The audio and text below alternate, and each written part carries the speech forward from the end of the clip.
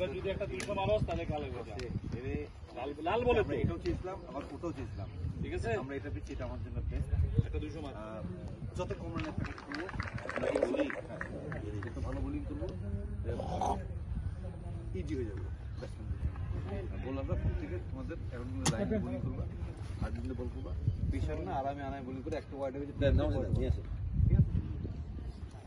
আর কিন্তু কালকে থেকে কথা বলেনি, আমি খালি তোমাদের যারা বাইরে আছো তাদের নামটা বলছি, হ্যাঁ?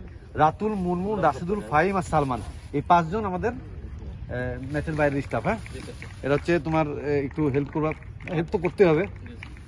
পানি টাইম দিয়ে সবসময় খেয়াল করা, ফিল্ডার কোন বোলার কি চাচ্ছে, কোন ফিল্ডার কি চাচ্ছে, পানি টাইম দিয়ে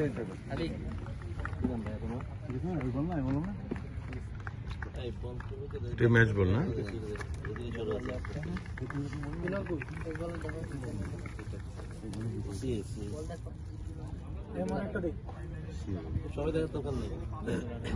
ওই দেলোয়ার ওই দেখলে হয়ে যাবে।